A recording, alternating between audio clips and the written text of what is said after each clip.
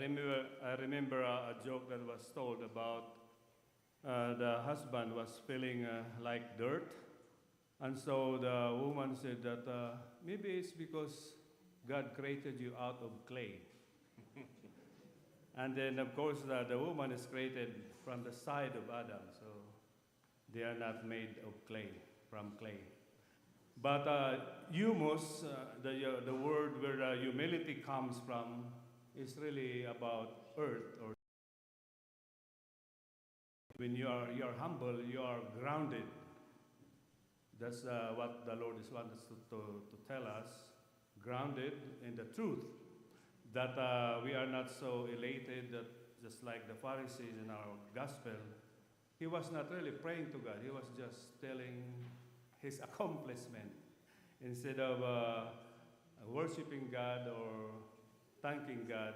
He was just praising himself and talking to himself, not really praying. So when we are humble, we are grounded in the truth because God is God and we are not. And that we want to glorify him, to worship him. And the highest form of prayer that God taught us is the Mass. And that's what also our catechism teaches us. The source and summit of our Christian life is the Holy Eucharist. And so the truth is God loves us so much, but apart from him we can do nothing. Jesus said it in John chapter 15, I am the vine, you are the branches. Only when you remain with me that you will bear fruit. Apart from me, you can do nothing. So coming to church is one way of our acts of humility. Praying is an act of humility. Coming to the confessional is an act of humility. And that's our practicing Catholic, that's what we do. Come to church every Sunday, pray every day. Many moments of our life we pray, we acknowledge that we need God, and that's very important in our life. The moment we stop praying, problem comes, yeah. As Saint Teresa of Avila will say, more prayer, more grace, less prayer, less grace, no prayer, no grace. So according to the Catechism paragraph of our Catholic Church, paragraph 2559, humility is the foundation of prayer. Humility brings us farther than self-righteousness. The poor in spirit or the humble are close to the Lord. He hears their cry and he provides for their needs. The practice of the virtue of poverty allows us to let go of our illusion of control and to be dependent on God alone. We pray as if all depend on God, and we work as if all depends on us. St. Paul, who is meek and humble, is proclaiming that God is faithful and is sure to reward those who rely on him and pour themselves out in his service. He said in our second reading, the Lord stood by me and gave me strength.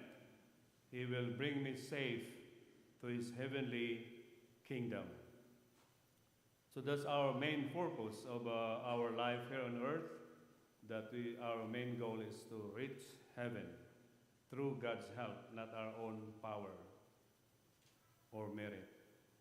The tax collector in our gospel recognizes his sinfulness, and in his humble demeanor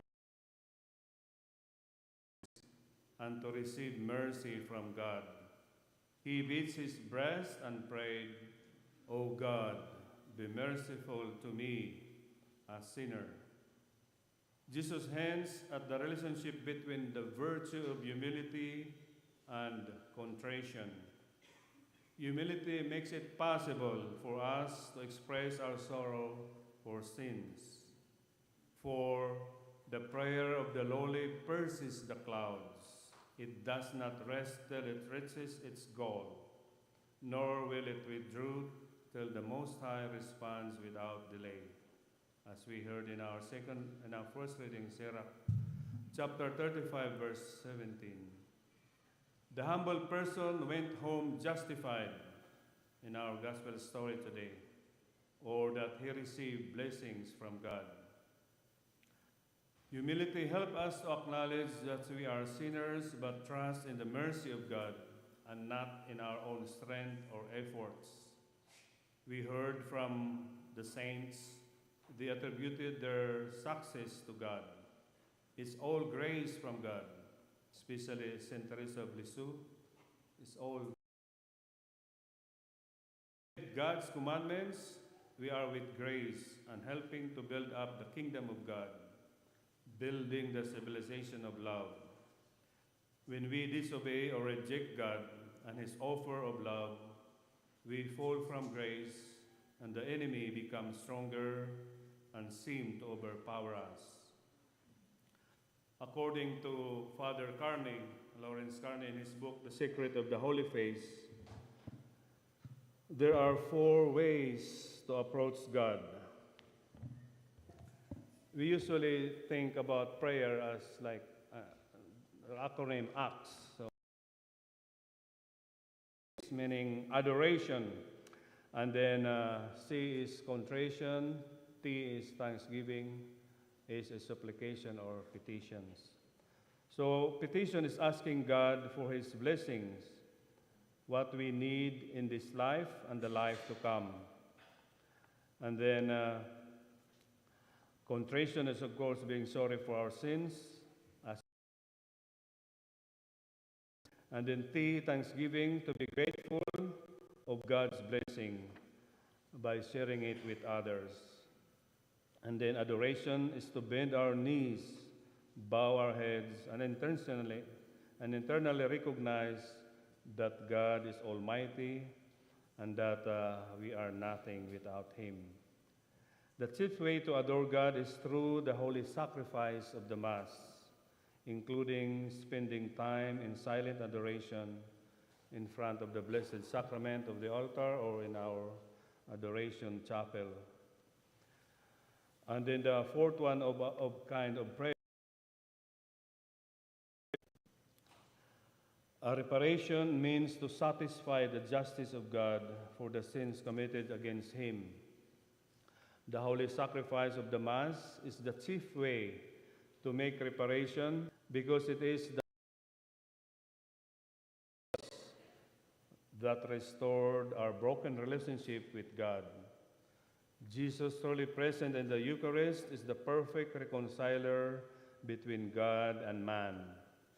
The second is the divine office, prayed mostly by clerics and religious. Then the Holy Rosary and the Divine Mercy Chaplet. And the fourth is the devotion to the Holy Face of Jesus. This devotion of reparation is destined to save society, specifically from communism, according to Pope Blessed Pius IX. This devotion is to make reparation for the sins of blasphemy, atheism, and the profanation of Sundays and the holidays of obligation. So this is what we've been doing. Every Tuesday we have a devotion to pray the devotion to the Holy Face of Jesus. And it's about reparation for the first the 3 commandments of God. Because when we cannot do these first 3 commandments, loving God above all, not using His name in vain, and then keeping holy the Lord's Day, if we cannot do these 3 things, it's impossible also to do number 4 to number 10. That's why we need God. We need to unite with Him through our prayers and acts of charity. So in the Holy Eucharist, we are nourished and strengthened by Jesus Himself to do all these commandments, and that we can also help one another. So we may be all humble ourselves in front of God, beg and obtain for His mercy as we renew our commitment to participate in Mass every Sunday, offer silent adoration in the Blessed Sacrament, pray the Holy and the reparation to the Holy Face of Jesus. May the Blessed Virgin Mary and Saint Joseph help us all to win this battle for souls. Amen.